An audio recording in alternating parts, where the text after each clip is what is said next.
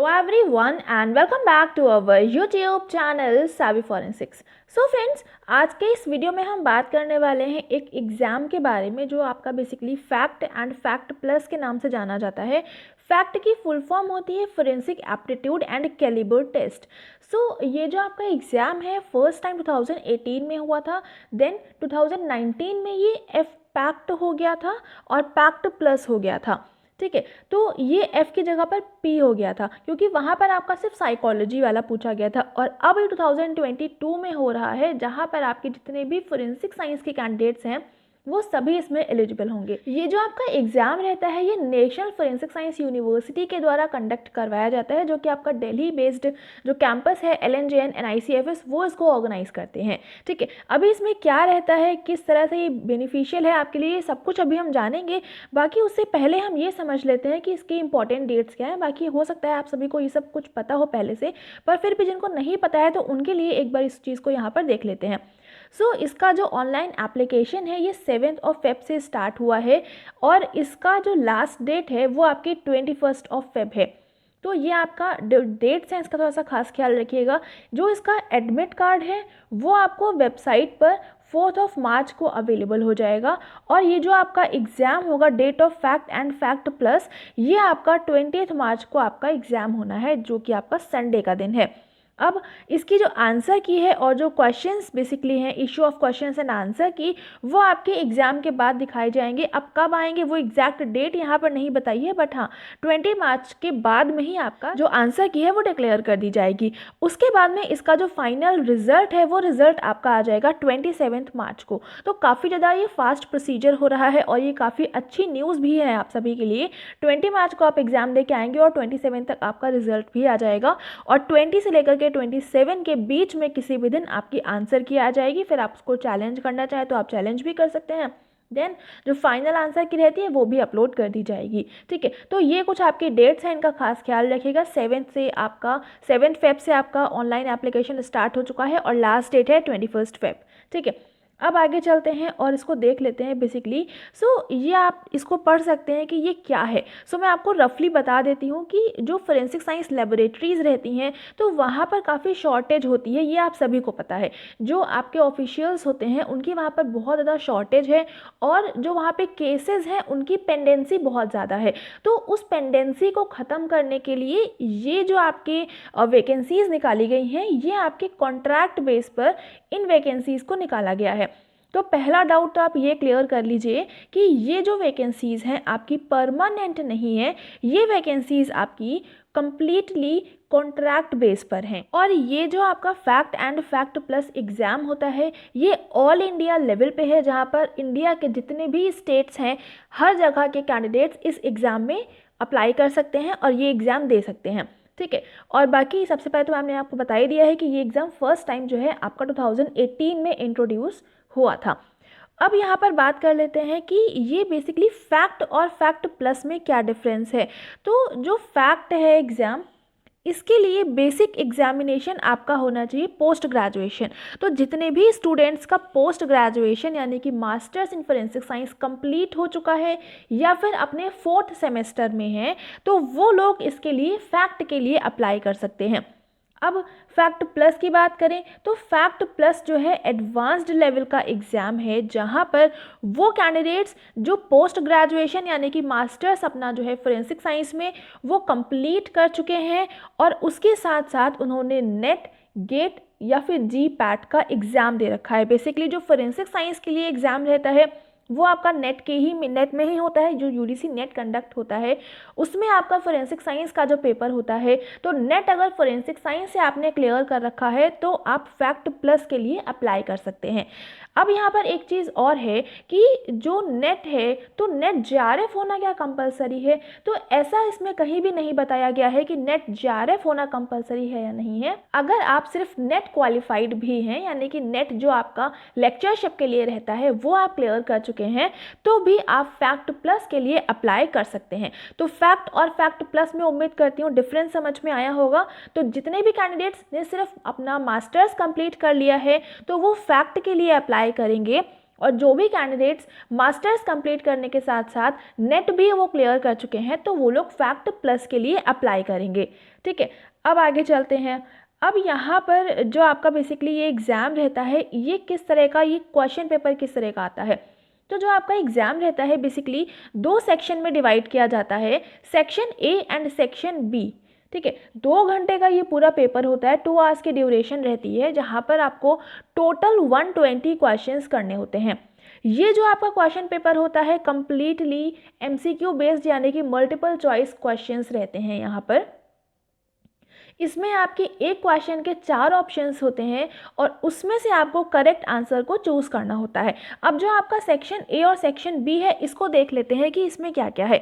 तो जो section A वाला पेपर रहेगा, इसमें आपका जो एप्टीट्यूड होता है फोरेंसिक साइंस से रिलेटेड, ये चीज़ आपका चेक किया जाएगा, यानी कि फोरेंसिक साइंस से रिलेटेड क्या आपकी थिंकिंग है, तो उसके लिए आपका फोरेंसिक एप्टीट्यूड आपका सेक्शन ए में आएगा।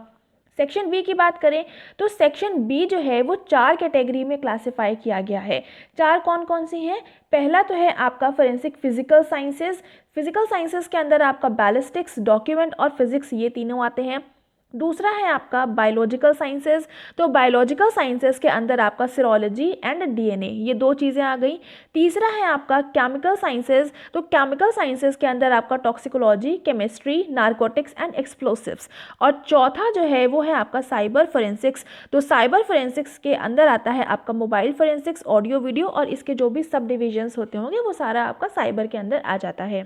तो जो सेक्शन बी है, यहाँ पर इसको ये 4 कैटेगरी में क्लासीफाई किया गया है। अब इस 4 में से आपको सिर्फ एक ही अटेम्प्ट करना होगा, एक ही पेपर को अटेम्प्ट करना है, यानी कि सेक्शन ए जो है वो सभी के लिए कंपलसरी होगा और सेक्शन बी में 4 ऑप्शंस हैं और 4 में से भी जिसमें आप जाना चाहते हैं, जिसमें आपकी एक्सपर्टीज़ है, जिसमें आपको अच्छी नॉलेज है, वो वाला पेपर आप अटेम्प्ट करेंगे, लेकिन सिर्फ एक ही आपको अटेम्प्ट करना है।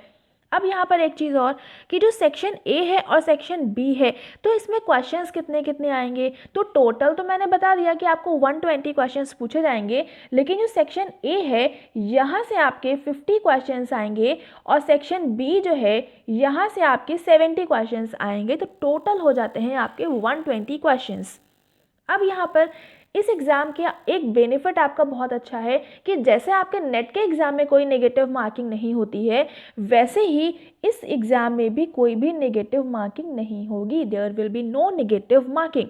तो जितने भी क्वेश्चंस वहाँ पर होंगे वो सारे के सारे आपको अटेम्प्ट करके आने होंगे। अब अटेम्प्ट क्यों करने हैं? क्योंकि पहला तो यहाँ पर कोई नेगेटिव मार्किंग नहीं होगी। दूसरी बात, मान लीजिए कोई आप ऐसा क्वेश्चन छोड़ देते हैं जो कि क्वेश्चन पेपर में ही गलत दिया हुआ है, तो अगर उसका जो बेनिफिट होगा वो उन सभी स्टूडेंट्स को मिलेगा जिन्होंने वो क्वेश्चन को अप्लाई किया था, जिन्होंने उस क्वेश्चन को अटेम्प्ट किया था।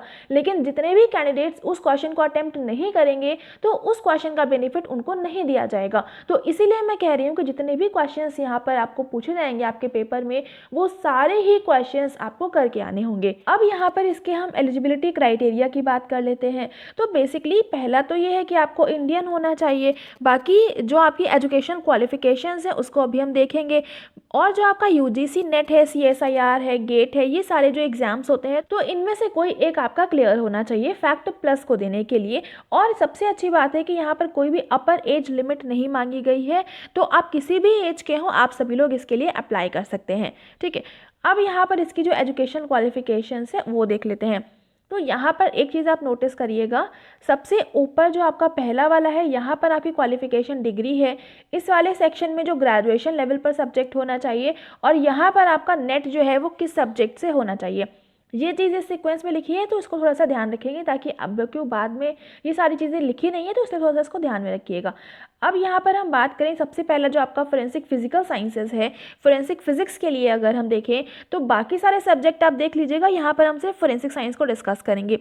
तो ऐसे कैंडिडेट्स जिनका मास्टर्स फोरेंसिक साइंस में कंप्लीट है और बैचलर्स लेवल पर फिजिक्स या मैथ में से कोई एक सब्जेक्ट था, तो वो लोग फैक्ट के लिए अप्लाई करेंगे। और जो लोग नेट क्लियर कर चुके हैं फोरेंसिक साइंस में, वो लोग फैक्ट प्लस के लिए अप्लाई करेंगे। ठीक है, नेक्स्ट है आपका बैलिस्टिक्स। तो बैलिस्टिक्स आपका मास्टर्स सेम वही फोरेंसिक साइंस, ग्रेजुएशन लेवल पर फिजिक्स और मैथ्स होना चाहिए। और अगर आपने नेट क्लियर कर रखा है फोरेंसिक साइंस में तो आप फैक्ट प्लस के लिए अप्लाई कर सकते हैं। बाकी अगर नेट नहीं है तो आप सिर्फ फैक्ट के लिए अप्लाई करेंगे। ठीक है। नेक्स्ट है यहाँ पर डॉक्यूमेंट्स। तो डॉक्यूमेंट्स में सेम वही है, मास्टर्स फोरेंसिक साइंस में सब्जेक्ट आपका फिजिक्स या मैथ होना चाहिए ग्रेजुएशन लेवल पर, और यहाँ पर आपका नेट अगर फोरेंसिक साइंस में क्लियर है तो आप फैक्ट प्लस के लिए अप्लाई कर सकते हैं। बाकी सब्जेक्ट भी हैं यहाँ पर, तो अगर आपका जो मास्टर्स है वो किसी दूसरे सब्जेक्ट में है तो आप वो भी देख सकते हैं। तो यहाँ पर एक चीज़ आपको समझ में आ रही होगी कि ये आपकी जितनी भी क्वालिफिकेशन है, तो यहाँ पर बैचलर्स लेवल पर आपका कोई ना कोई प्योर सब्जेक्ट मांगा गया है, ठीक है। तो प्योर सब्जेक्ट इसीलिए मैं आपको बोलती हूँ कि जो आपका बैचलर्स होना चाहिए वो किसी न किसी प्योर साइंस में होना चाहिए, प्योर फील्ड में होना चाहिए। प्योर का मतलब रहता है कि आपका या तो फिजिक्स हो, मैथ्स हो, केमिस्ट्री हो, जोलॉजी हो, बॉटनी हो, इसमें से कोई भी आपका होगा तो चलेगा। लेकिन अगर आपका बैचलर्स फोरेंसिक साइंस में है और मास्टर्स भी फोरेंसिक साइंस में है तो वहाँ पर आपको थोड़ी सी दिक्कत आ जाती है। क्यों? क्योंकि अब इसी एग्ज़ाम में आप देख लीजिए कि जिन्होंने भी बैचलर्स फोरेंसिक साइंस में कर रखा है वो लोग ये एग्ज़ाम नहीं दे पाएंगे। तो इसीलिए जो भी आपका बैचलर्स होना चाहिए वो हमेशा ही किसी न किसी प्योर साइंस में होना चाहिए। अब आगे चलते हैं और यहाँ पर साइबर फोरेंसिक्स में देख लेते हैं।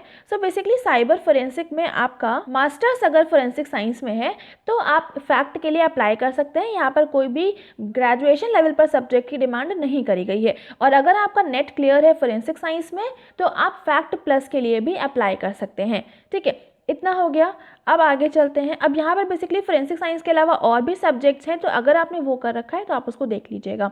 नेक्स्ट बायोलॉजिकल साइंसेस की बात करें तो बायोलॉजिकल साइंसेस में आपका मास्टर्स फोरेंसिक साइंस में होना चाहिए, बैचलर्स लेवल पर जूलॉजी या बॉटनी होना चाहिए, और जो आपका नेट है वो फोरेंसिक साइंस में अगर क्लियर है तो आप फैक्ट प्लस के लिए अप्लाई कर सकते हैं।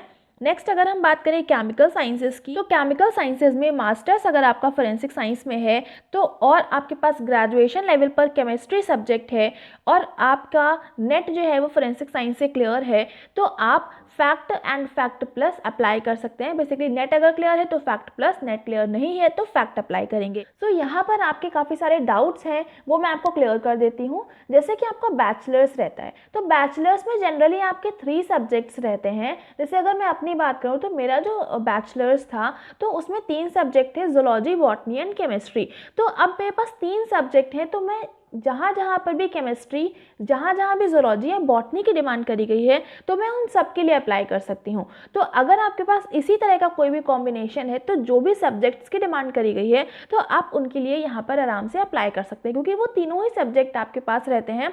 एटलीस्ट 2 ईयर्स तक आप तीनों सब्जेक्ट पढ़ते हैं, बस 3rd ईयर जो रहता है वहाँ पर आपको एक सब्जेक्ट को स्किप करना पड़ता है, तो आपके तीनों ही सब्जेक्ट इसमें मान लिए जाएंगे, ठीक है। अब आगे चलते हैं और यहाँ पर बेसिकली एजुकेशन क्वालिफिकेशन उम्मीद करती हूँ समझ में आ गया होगा। यहाँ पर आपके जो फिजिकली डिसेबल्ड कैंडिडेट्स हैं उनके लिए कुछ इन्फॉर्मेशन लिखी है तो आप इसको देख लीजिएगा।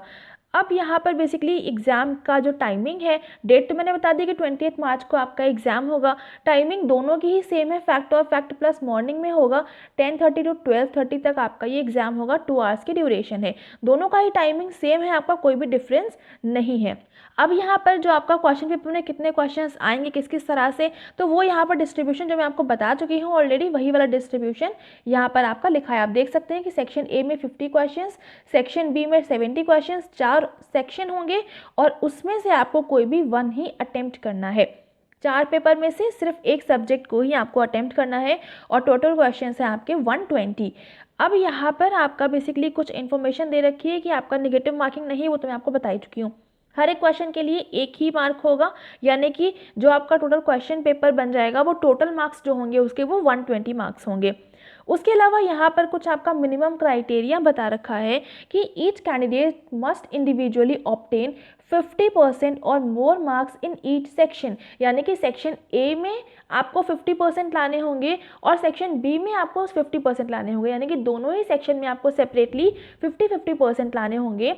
और ओवरऑल जो है वो आपकी कम से कम 60% या इससे ज़्यादा होनी चाहिए, ये आपका मिनिमम बता दिया गया है। बाकी जब आपका एग्ज़ाम होगा उस एग्ज़ाम की जो प्रॉपर कट ऑफ आएगी, बच्चे जिस तरह से अटेम्प्ट करेंगे उसके बेस पर एक कट ऑफ निकालेंगे, उसके बाद ही आपका फाइनल कट ऑफ डिसाइड होगी। ये बस इन्होंने एक मिनिमम बता दिया है ताकि आपको हल्का सा इससे एक आइडिया लग जाए, ठीक है। बस ये जो 50% वाली बात कही गई है ये तो सभी में कंपलसरी है कि सेक्शन ए में भी 50% होने चाहिए और सेक्शन बी में भी आपके 50% मार्क्स होने चाहिए। अब यहाँ पर पूरा डिटेल्स लिखी हुई है कि किस तरह से अप्लाई करना है, पूरा यहाँ पे लिखा हुआ है, आप चाहें तो इसको पढ़ सकते हैं। बाकी जो इसकी लिंक है वो मैं आपको बता दूंगी, वो अभी लास्ट में हम उसके बारे में डिस्कस करेंगे, तो वहाँ से डायरेक्टली जाकर आप अप्लाई कर सकते हैं। यहाँ पर फीस की बात करें तो जितने भी जनरल कैंडिडेट्स के मेल हैं उनको आपको फीस सबमिशन करना है 800 रुपीज़, चाहे वो फैक्ट करें चाहे वो फैक्ट प्लस के लिए अप्लाई करें। जितनी भी फीमेल्स हैं उनको 400 ही सबमिट करना है, चाहे वो जनरल कैटेगरी की हों या किसी भी दूसरी कैटेगरी की हों। उसके अलावा जो ओबीसी, एससी, एसटी या फिजिकली हैंडीकैप्ड कैंडिडेट्स हैं उनके चाहे मेल्स हों चाहे फीमेल्स हों उन सभी को 400 रुपीज़ ही पे करने हैं। ठीक है, तो ये पूरा आपका फीस स्ट्रक्चर हो गया, इसको देख लीजिएगा। ये आपका फीस का पेमेंट जो है वो ऑनलाइन ही होने वाला है। तो यहाँ पर सारी डिटेलिंग हो गई है कि पेपर किस तरह से है, क्या है, जितनी इन्फॉर्मेशन है वो सब कुछ यहाँ पर लिखा हुआ है। जो सिलेबस है, हाँ इसका जो सिलेबस है वो मैं आपको बता दूँ कि आपको बेसिकली हमारा जो डिस्कशन ग्रुप है वहाँ पर कल किसी ने शेयर कर दिया था, तो उम्मीद करती हूँ आपने वो देख लिया होगा। अगर नहीं आपको रिसीव हुआ है तो आज ये वीडियो जब आपको मिलेगा तो उसके साथ में ही जो डिस्क्रिप्शन रहता है या फिर जो बेसिकली कमेंट सेक्शन रहता है, तो कमेंट सेक्शन में वो जो पीडीएफ है उसका लिंक मैं वहाँ पर अटैच कर दूंगी। वो टेलीग्राम का ही लिंक रहेगा, तो वहाँ से डायरेक्टली आप उसको ओपन भी कर सकते हैं। ठीक है, और ये जो पीडीएफ मैं दिखा रही हूँ ये पीडीएफ की भी लिंक आपको साथ में मिल जाएगी टेलीग्राम पर। मैं आज इसको दोबारा से शेयर कर दूंगी। ठीक है, उसके अलावा यहाँ पर अगर हम बात करें एग्जामिनेशन सेंटर्स की, तो ये आपके सामने कुछ एग्जामिनेशन सेंटर्स हैं, ये आप देख सकते हैं कि कहाँ कहाँ पर आपका एग्जाम होगा। तो उम्मीद करती हूँ यहाँ तक समझ में आ गया होगा। अब आपकी बात आती है सिलेबस की। सिलेबस मैंने बता दिया आपका, और टेलीग्राम पे मैं फिर से शेयर कर दूंगी, तो वहाँ पे आपको मिल जाएगा, इसकी पीडीएफ भी आपको मिल जाएगी। अब बात कर लेते हैं इसके जो क्वेश्चन पेपर है वो किस तरह से रहता है, क्या डिफ़िकल्टी रहती है, डिफ़िकल्टी लेवल क्या है बेसिकली। तो यहाँ पर जो क्वेश्चन पेपर रहता है वो उतना ज़्यादा डिफ़िकल्ट नहीं आता है, नॉर्मल ही रहता है। इसका जो क्वेश्चन पेपर है वो भी मैं आपको डिस्कस कर लूँगी वीडियो में, आपको बता दूँगी किस किस तरह का पेपर रहता है। बाकी उसकी जो पीडीएफ है वो भी आपको टेलीग्राम पर अवेलेबल हो जाएगी। ठीक है, तो आपको सिलेबस भी मिल जाएगा, इसकी पीडीएफ भी मिल जाएगी। जो प्रीवियस ईयर पेपर्स हैं उनकी भी पीडीएफ मैं शेयर कर दूंगी और वीडियो भी बना दूंगी ताकि आपको थोड़ा सा समझ में आ पाए। ठीक है, उसके अलावा अगर हम बात करें जो सबसे इंपॉर्टेंट है इसकी पे स्केल। बेसिकली पे स्केल ये पूरी पीडीएफ में कहीं दे नहीं रखी है, बट हमारी एक सीनियर है तो मैंने उनसे कॉन्टैक्ट किया था, तो उनसे मुझे पता चला, क्योंकि वो फैक्ट का एग्ज़ाम जब 2018 में हुआ था तो उन्होंने दिया था और उनका सिलेक्शन भी हो गया था, तो वो सेंट्रल फोरेंसिक साइंस लेबोरेटरी में उनका रिक्रूटमेंट किया गया था। ठीक है, तो उनका बेसिकली मैंने आपको बताया कि ये कॉन्ट्रैक्ट बेस पर वैकेंसीज हैं, तो ये कॉन्ट्रैक्ट बेस पर ही हैं। ठीक है, और इसमें जो आपका पे स्केल रहता है अप्रॉक्स 30 to 35,000 रहता है, तो ये काफ़ी अच्छा पे स्केल है कॉन्ट्रैक्ट बेस पर। तो ये चीज़ काफ़ी सही है। बेसिकली जितना मुझे इन्फॉर्मेशन हुई है मैं उस अकॉर्डिंग बता रही हूँ। मैं ये नहीं कह रही हूँ कि अगर इस बार आपका होगा तो इस बार भी आपको यही मिलने वाला है, लेकिन हाँ अप्रॉक्स इतना ही रहना चाहिए, क्योंकि जब 2018 में हुआ था वहाँ पर उन लोगों को अगर 35,000 अप्रॉक्स दे रहे हैं, तो जो अब रिक्रूटमेंट होगा तो अप्रॉक्सीमेटली उनका भी 30 to 35,000 ही होना चाहिए। ठीक है, उसके अलावा एक चीज़ और है कि जो आपका फैक्ट एग्ज़ाम रहता है, फैक्ट प्लस है, फैक्ट है, इसका क्या बेनिफिट है। तो बेसिकली जब आप एग्ज़ाम देंगे, अगर आप क्वालिफाई कर जाते हैं तो उसके बाद में यहाँ पर आपको एक सर्टिफिकेट मिलता है, और वो जो सर्टिफिकेट रहता है वो 5 ईयर्स के लिए वैलिड रहता है। ठीक है, वो सर्टिफिकेट आपका 5 ईयर्स के लिए वैलिड रहता है। तो इसके बाद में आपका अगर रिक्रूटमेंट होता है, अगर आपके मार्क्स बहुत अच्छे आ जाते हैं तो आपका सेंट्रल लैब या फोरेंसिक स्टेट वाली लैब जो रहती है वहाँ पर आपका रिक्रूटमेंट किया जाता है। ठीक है, तो एक तो आपका ये बेनिफिट हो गया। दूसरी बात ये रहती है कि काफ़ी सारे आपके स्टेट जो गवर्नमेंट रहती है उसके थ्रू एग्ज़ाम्स कंडक्ट करवाए जाते हैं, तो वहाँ पर आपका स्पेशली फैक्ट एग्ज़ाम के बारे में पूछा जाता है कि आप फैक्ट क्वालिफाइड हैं या नहीं हैं। तो वहाँ पर बोला जाता है जो फैक्ट क्वालिफाइड है सिर्फ वही अप्लाई कर सकते हैं, तो वहाँ पर आपको बेनिफिट हो जाता है। ठीक है, अगली बात, जो आपकी बहुत सारी वैकेंसीज़ आती हैं, जितनी भी वैकेंसीज़ आती हैं वहाँ पर आपका एक्सपीरियंस की डिमांड करी जाती है। तो यहाँ से जो आपका एक्सपीरियंस गेन होगा आपको, वो आपका एक्सपीरियंस बिल्कुल माना जाएगा और बहुत ही अच्छा ये वाला एक्सपीरियंस आपका हो जाएगा। ठीक है, तो इसके बाद में आपको बहुत अच्छी जॉब अपॉर्चुनिटी मिल सकती है। तो ये काफ़ी अच्छी अपॉर्चुनिटी है। फैक्ट और फैक्ट प्लस बहुत टाइम के बाद आया है, 2 साल के बाद, 2019 के बाद अब 2022 में आया है। सो उम्मीद करती हूँ आप लोग बहुत अच्छे प्रिपरेशन के साथ एग्ज़ाम देने जाएंगे। सो अभी हम यहाँ पर बात कर लेते हैं कि आपका जो एग्ज़ाम है तो उसके लिए कौन कौन सी बुक्स आपको रेफ़र करनी चाहिए, उसके अलावा आप किस किस तरह से इसको पढ़ेंगे। बेसिकली बहुत कम टाइम है आपके पास और बहुत कुछ पढ़ना है इस टाइम में, तो इसका किस तरह से आपको सही यूटिलाइजेशन करना है उसके बारे में डिस्कस कर लेते हैं। तो बुक्स की बात करें तो जो मैं आपको सिलेबस एक शेयर करूँगी, इसी का आपका जो फैक्ट एग्ज़ाम है इसी का सिलेबस है। बेसिकली वो आपका रीसेंट सिलेबस नहीं है, वो 2018 का सिलेबस है, लेकिन सिलेबस आपका वही सेम रहने वाला है। तो अब यहाँ पर जो सिलेबस है उसी में बिल्कुल लास्ट में हर एक सब्जेक्ट के लिए जो आपका सेक्शन ए है और सेक्शन बी के 4 सब्जेक्ट दे रखे हैं, तो सभी का पूरा डिटेल में सिलेबस दे रखा है पहला। तो दूसरी बात, बिल्कुल लास्ट में आपका हर एक सिलेबस के लिए कौन कौन सी बुक्स आप रेफ़र कर सकते हैं वो बुक्स भी वहाँ पर बताई गई हैं। तो एक तो आप काम ये कर सकते हैं कि आप उन बुक्स के लिए वहाँ से रेफ़र कर सकते हैं। दूसरी बात, मैंने अगर फोरेंसिक बायोलॉजी के लिए अगर हम बात करें, क्योंकि बाकी का मैंने उतना नहीं देखा है, बट जितना अगर हम बात करें फोरेंसिक बायोलॉजी की, तो फोरेंसिक बायोलॉजी के लिए आप एक बुक रेफ़र कर सकते हैं रिचर्ड ली की। ठीक है, रिचर्ड ली की फोरेंसिक बायोलॉजी की एक बुक है, इसको आप रेफ़र कर सकते हैं। उसके अलावा सेफरस्टीन की एक बुक है, सेफरस्टीन की बुक है, इसको भी आप रेफ़र कर सकते हैं। और इसके अलावा जितने भी आपके सब्जेक्ट हैं सबके लिए हमारे टेलीग्राम पर बहुत सारी पीडीएफ्स अवेलेबल हैं। तो आपको जो भी पीडीएफ चाहिए है, जो भी कंटेंट चाहिए है, वो आप एक बार हमारे टेलीग्राम पर जो फाइल सेक्शन है वहाँ पर सर्च करिएगा और सारी पीडीएफ आपको वहाँ पर मिल जाएंगी। बहुत सारी मैंने शेयर करी हुई है, बहुत सारी ई बुक्स हैं, बहुत सारी पीडीएफ्स हैं, सब कुछ है। तो वहाँ पर जाकर आप एक बार सर्च करिएगा, वहाँ पर जितना भी कंटेंट इस एग्ज़ाम के पर्सपेक्टिव से इम्पॉर्टेंट है वो सब कुछ आपको मिल जाएगा। ठीक है, अलग से कुछ भी पढ़ने की ज़रूरत नहीं है, जितनी पीडीएफ्स वहाँ पर अवेलेबल हैं उतने में आप देख लीजिएगा। कुछ बुक्स जो कि आपके सिलेबस में ही रेफ़र करी गई हैं उन्हीं में से देख लीजिएगा, वही सारी बुक्स आपको हमारे टेलीग्राम पर मिल जाएंगी। ठीक है, सो यहाँ तक आपको बुक्स भी समझ में आ गई होंगी। अब पढ़ना किस तरह से है, पढ़ना तो सिंपल सा है। अगर आपने मास्टर्स कर रखा है और अगर आपने नेट क्लियर कर रखा है तो सब कुछ आपका पढ़ा हुआ ही है, बस कुछ नई चीज़ें होंगी जो आपको पढ़नी होंगी, या हो सकता है जो आपने अपने मास्टर्स लेवल पर नहीं पढ़ी हो वो आपको पढ़ना होगा।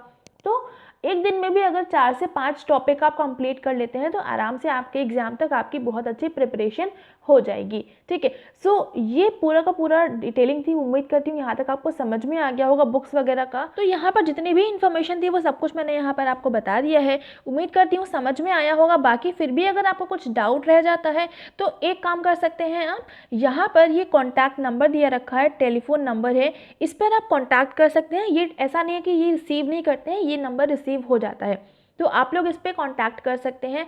अगर आपकी क्वेरी सॉल्व हो जाती है तो अच्छी बात है, बट फिर भी कोई डाउट रह जाता है तो आप कमेंट सेक्शन में लिख सकते हैं। अगर मुझे पता होगा उसके बारे में तो डेफिनेटली मैं उसका रिप्लाई कर दूंगी। और एक रिक्वेस्ट करना चाहूँगी कि इस वीडियो को ज़्यादा से ज़्यादा शेयर कर दीजिएगा ताकि सभी तक ये वीडियो पहुँच जाए और किसी को भी कोई डाउट ना रहे, फैक्ट क्या है, फैक्ट प्लस क्या है, क्या इसकी पे स्केल है, किस तरह से अप्लाई करना है, ये सारी इन्फॉर्मेशन सभी स्टूडेंट्स तक पहुँच जाए। तो इसके लिए ज़रूरी है कि आप इस वीडियो को ज़्यादा से ज़्यादा शेयर कर दीजिएगा ताकि जितने भी नीडी स्टूडेंट्स हैं, जितने भी फोरेंसिक के स्पेशली स्टूडेंट्स हैं, उन तक ये वीडियो पहुंच जाए। और वीडियो पसंद आ रहा है तो लाइक ज़रूर से कर देंगे, अपने फ्रेंड्स के साथ में शेयर कर दीजिएगा ताकि उन तक भी क्वालिटी कंटेंट पहुंच जाए। चैनल पर नए हैं तो सब्सक्राइब ज़रूर से कर लीजिएगा, बेल आइकन प्रेस कर लेंगे for daily updates. And thank you so much for joining me here.